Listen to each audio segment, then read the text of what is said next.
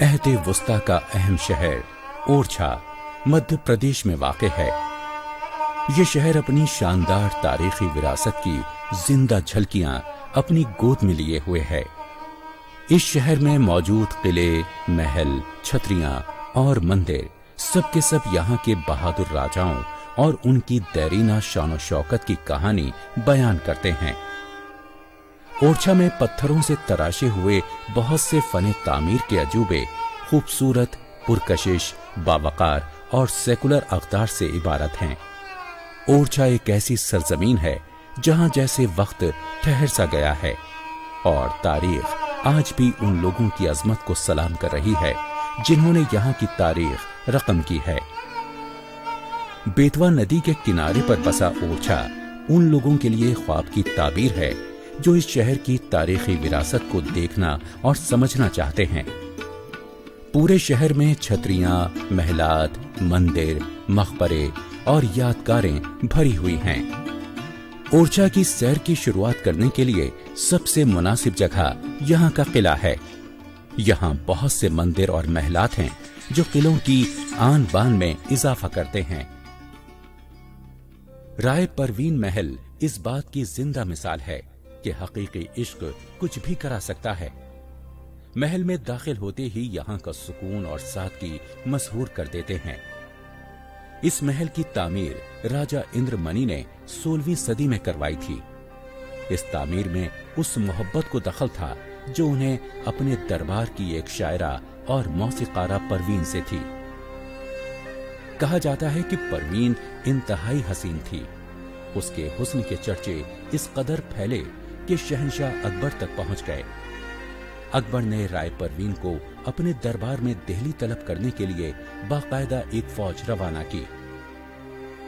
राय परवीन ने विदाई के वक्त राजा इंद्रमणि से वादा किया कि वो जल्द ही पाक दामन और इज्जत के साथ वापस आएगी। राय परवीन ने अकबर को यकीन दिलाया और मना लिया कि वो इंद्रमणि से बेहद मोहब्बत करती है, तो उसे वापस ओरछा भेज दिया गया। उसकी वापसी के मौके पर राजा ने अपनी मोहब्बत के इजहार के लिए राय परवीन महल तामीर करवाया था। हालांकि महल का फने तामीर इंतहाई सादा है, फिर भी इसकी दीदा ज़ेबी देखते ही बनती है। महल का चमन बेहद खूबसूरत है।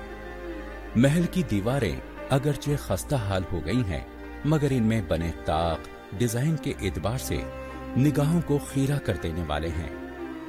यहाँ बुंदेल पेंटिंग्स अब भी बाकी हैं।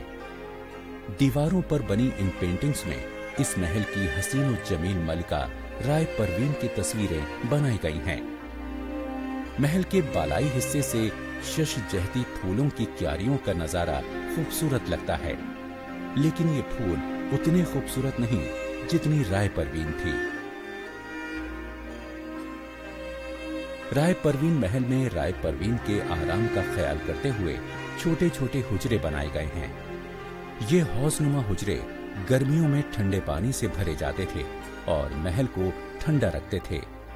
यकीनन इस महल की सैर सहर अंगेज है।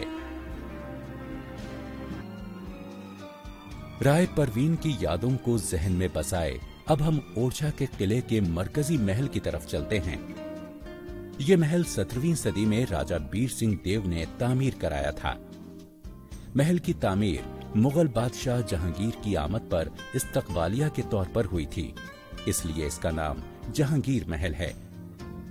ये महल इस एतबार से मुनफरिद है कि इसकी तामीर में हिंदू और मुगल तर्ज तामीर का संगम दिखाई देता है। इसकी छतरियां और संतराशी इस तहजीबी संगम का बेहतरीन नमूना है। महल के सहन में दाखिल होते ही इसके रंगीन गुंबद, मंदिरों के आसमान छूते मीनार और अजीमुशान छतरियां हमें दम बखुद कर देते हैं। महल 2 मंजिला इमारत पर मबनी है।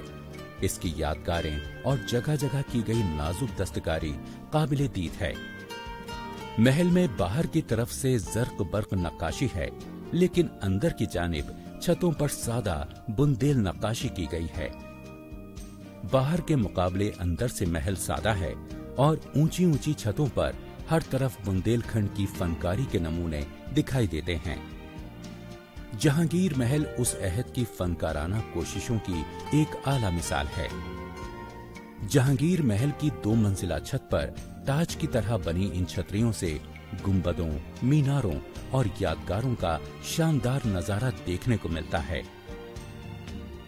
जहां एक तरफ जहांगीर महल की शान शौकत देखते ही बनती है, वहीं इसके करीब ही एक और महल है जिसकी सादगी बेमिसाल है। राजा मधुकर शाह का तामीर करता ये महल राजमहल कहलाता है। मजहबी मिजाज के इस राजा ने महल की तामीर में सादगी पसंदी को फौकियत दी है।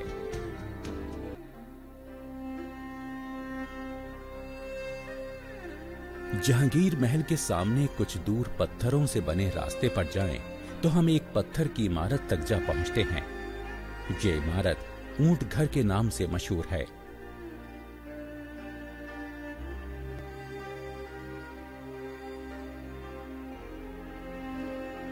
ये जगह दरअसल राजा बीर सिंह की फौज के ऊंटों का अस्तबल हुआ करता था।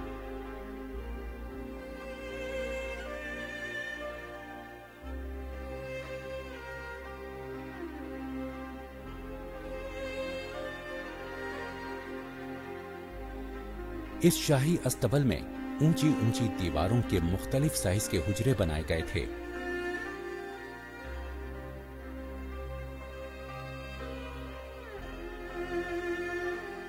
अस्तबल की वसअत आज भी बुंदेल राजाओं की शान शौकत का अक्स पेश करती है। जहांगीर महल के सामने एक और खूबसूरत तारीखी इमारत जो सयाहों की तवज्जे अपनी तरफ खींचती है, राजमहल है। ये एक मुरब्बा शक्ल इमारत है और किले की दीगर इमारतों की बनिस्बत ये राजमहल अपनी एक सादगी भरी शान रखता है। राजा मधुकर शाह राजा बीर सिंह की नस्ल से ताल्लुक रखते थे। जहांगीर महल के सामने वाक़े राजमहल इन्होंने तामीर करवाया था।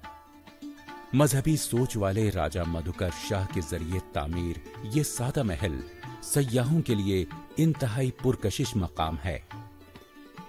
हर चंद के यहाँ तामीरी एतबार से बहुत सी खुसूसियात ना हों, लेकिन इसकी दीवारों और छतों पर की गई मुसव्वरी इस बात की गवाह है कि राजा आर्ट के तईं कितना आला ज़ौक़ रखता था।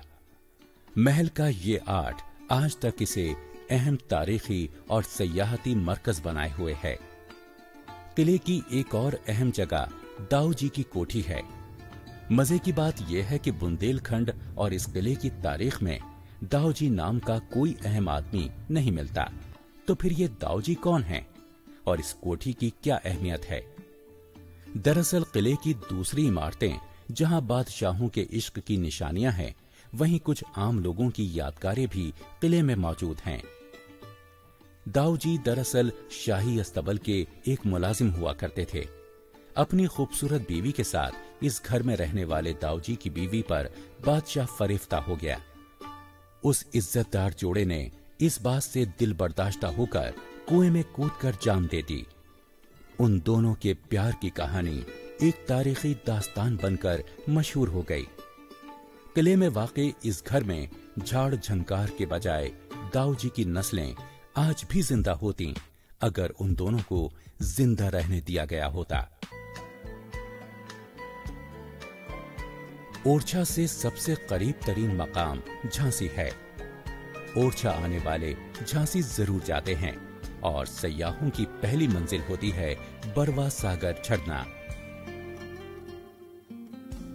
अब से 300 साल कब्ल ओरछा के राजा उदित सिंह ने झांसी में बरवा सागर झरने पर एक झील बनवाई थी। ये झील मराठों और बुंदेलों की जंगों की गवाह है। कहा जाता है कि झील कभी नहीं सूखी। बरवा सागर झील इतनी वसीओ अरीज है कि इसको देखकर समंदर का गुमान होता है। इसका पानी आज भी सूखा नहीं है और गुजरे अहद की कहानियां सुना रहा है। इस झरने का शफ्फाफ और शीरीं पानी थके मांदे मुसाफिरों की प्यास का मदावा है।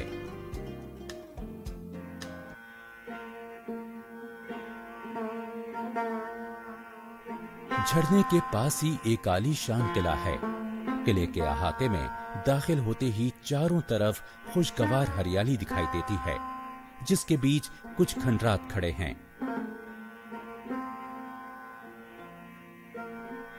बरवा सागर किले के बारे में अलग अलग दास्तानें हैं।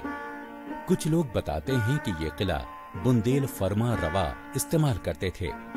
क्योंकि ये बरवा सागर झील के एकदम नजदीक है, इसलिए इसमें बुंदेल राजा शानो शौकत और आराम के साथ रहा करते थे।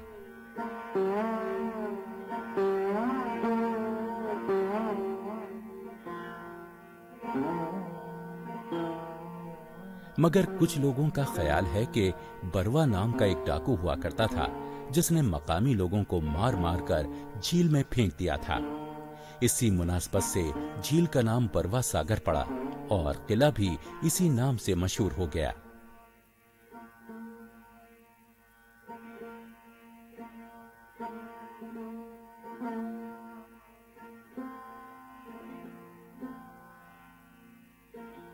आज भी ये एक राज ही है कि यह किला किसने बनाया था और इसमें कौन रहता था।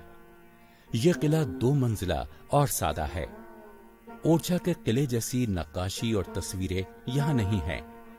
बस कुछ पत्थरों से तराशी हुई मूर्तियां हैं जो शायद इस किले की ज़ेबो ज़ीनत रही होंगी।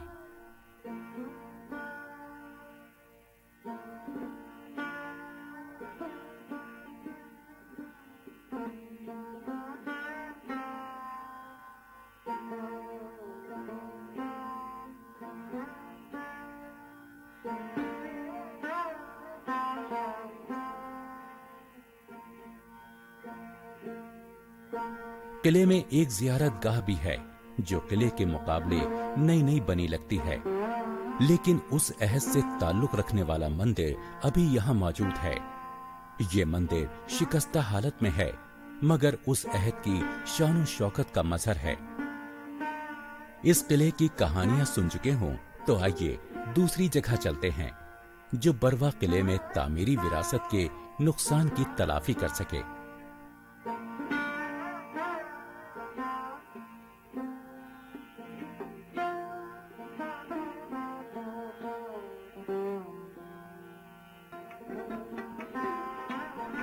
जारे का मठ के नाम से मशहूर ये जगह दरअसल विष्णु का मंदिर है।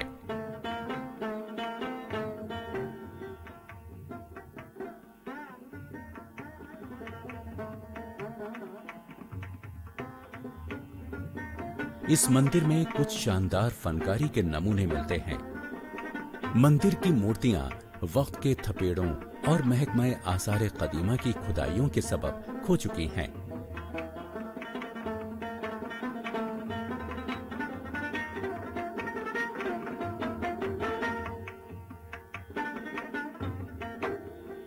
फिर भी इसमें अकीदतमंद बड़ी तादाद में पूजा करने आते हैं।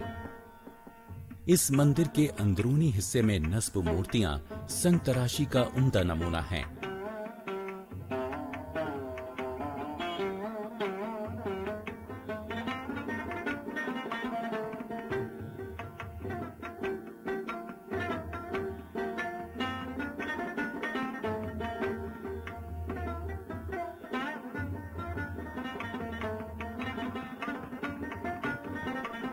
मंदिर के बाहर की तरफ दीवारों पर पत्थर तराशकर इंसानों और जानवरों के मुजस्समे बनाए गए हैं। यहाँ बने इंसानी मुजस्समों, इनके लिबास और जेवरात को देखकर उस दौर के समाज का अंदाजा होता है।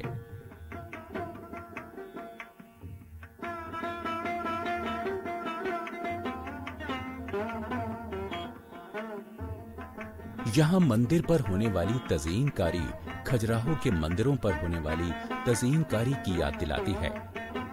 ये तज़ीनकारी दुनिया भर की सकाफती मीरासों और तारीखी इमारतों की तज़ीनकारी को टक्कर देती है।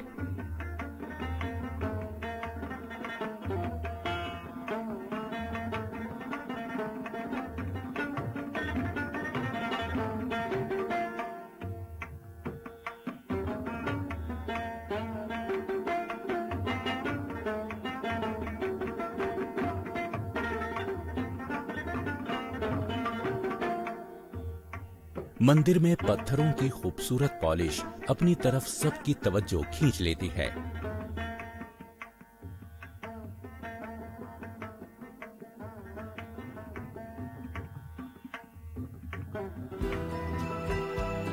ओरछा दस्तकारी के लिए मशहूर है।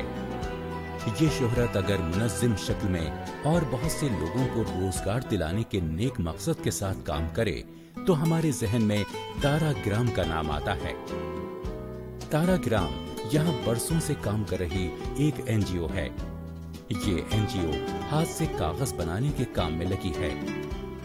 यहाँ तैयार होने वाले कागज के लिए दरख्तों को नुकसान नहीं पहुंचाया जाता। यहाँ बनने वाला कागज ज्यादा महंगा भी नहीं होता। एनजीओ के अहाते में ये काम कई मरहलों में पूरा किया जाता है। ताराग्राम एनजीओ जूट का सामान भी तैयार कराता है। ये जूट का सामान तोहफा देने के लिए बहुत मुनासिब है। यहाँ बनने वाला सामान ओरछा के आदिवासियों के लिए जरिया माश तो है ही, आबो हवा को आलूदगी से पाक रखने में भी मददगार है।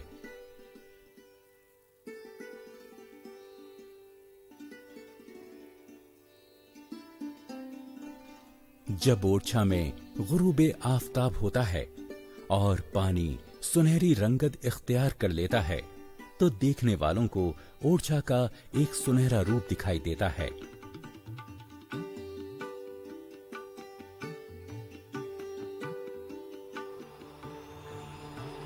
ओरछा की सैर के इलाके में खजुराहो के मंदिर भी हैं। ये शहर अपने शाही मंदिरों की वजह से मशहूर है। चंदेला सल्तनत के बादशाहों ने 10वीं और 11वीं सदी के दरमियान ये मंदिर तामीर करवाए थे। सन 950 से 1150 के दरमियान 200 साल में इन मंदिरों की तामीर हुई। इस दौरान चंदेला सल्तनत की राजधानी महोबा मुंतकिल हो गई, लेकिन खजुराहो बहरहाल तरक्की करता रहा।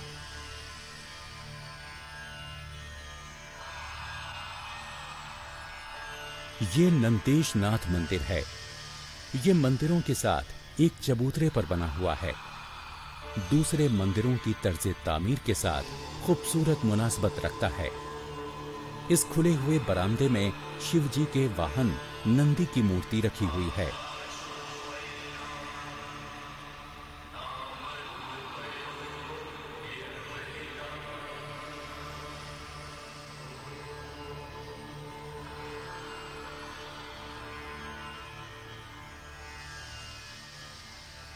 इस अहाते का सबसे बड़ा मंदिर विश्वनाथ मंदिर है। इसकी तर्ज तामीर में नीम नूरानी अजसाम, अप्सराओं और स्वर्ग सुंदरियों की मूर्तियां शामिल हैं। ये स्वर्ग की रक्कासाएं और हसीनाएं हैं। विद्याधर, गंधर्व, गण और मिथुन को सजावटी नक्शो निगार के साथ मिला दिया गया है। मूर्तियों के दरमियान मेहनत से तैयार किए गए जियोमेट्रिक पैटर्न बनाए गए हैं।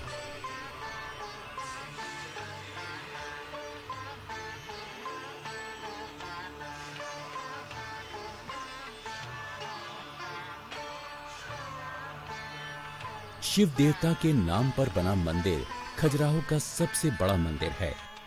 इसकी तामीर चंदेला राजा गंगदेव ने करवाई थी। दरवाजे से दाखिल हों तो अंदरूनी इबादतगाह मरकजी महादेव मंदिर तक रसाई होती है। ये आलीशान और खजुराहो का सबसे बड़ा मंदिर भी उसी चबूतरे पर बनाया गया है जिस पर दूसरे 2 मंदिर हैं।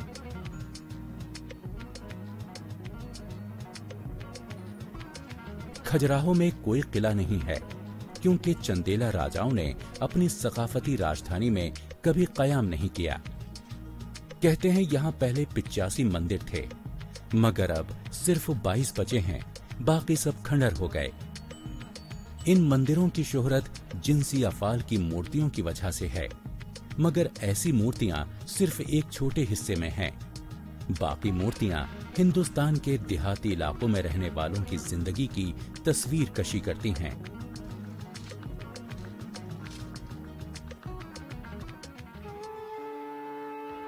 खजुराहो शहर में हमारी अगली मंजिल जैन मंदिर का अहाता है। ये मंदिर खजुराहो के दूसरे मंदिरों की तरह कदीम तो नहीं है, मगर मकामी लोगों के अकीदे और अकीदत की अलामत जरूर माने जाते हैं।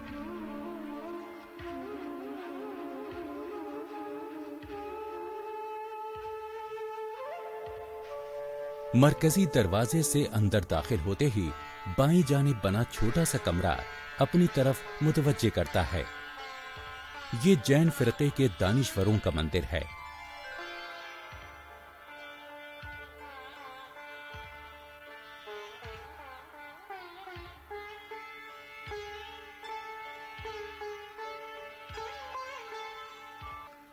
मरकजी दरवाजे के बाद एक वसी सहन है जिसमें महावीर जी का मंदिर है।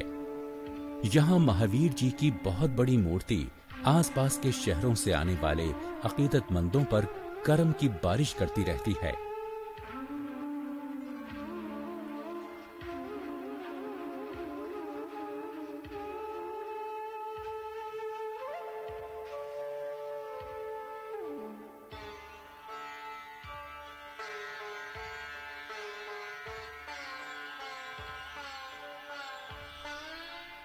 मरकजी मंदिर के अलावा तीर्थंकरों के नाम पर बनाए गए मंदिरों की एक कतार है।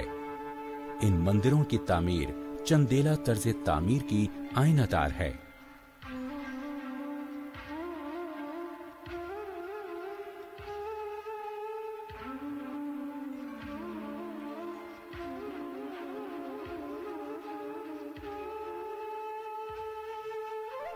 जैन मंदिर के पास ही मशरिकी मंदिर हैं। इस हिस्से में ज्यादातर हिंदू और जैन मंदिर हैं। यहाँ पर वाक़ई पार्श्वनाथ के मंदिर की इमारत सब मंदिरों में नुमाया है। इस मंदिर के घुमावदार मीनार और उन पर बेशुमार मूर्तियां विश्वनाथ मंदिर से मिलती जुलती हैं। दूसरी दीवारों पर मूर्तियों की 3 कतारें हैं, जिनमें देवी देवताओं और दूसरी आसमानी मखलूकात दिखाई गई हैं।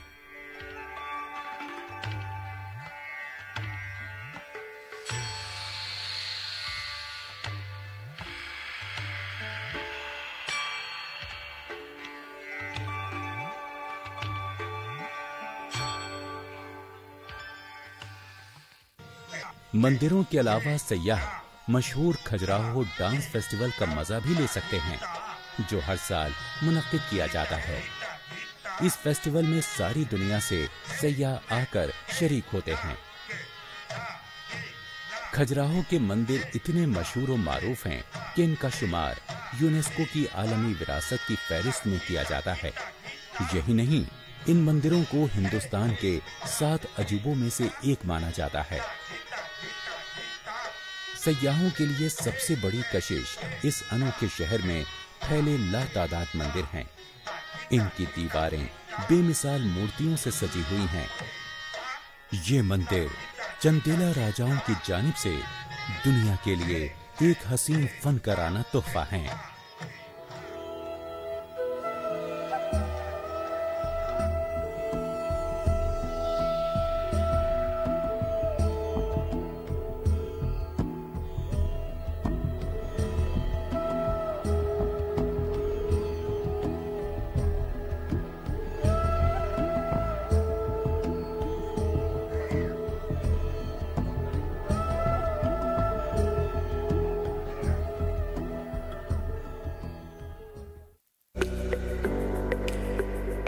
मुख्तलिफ बीमारियों के बारे में आपके हर सवाल का जवाब देंगे हमारे माहिर डॉक्टर।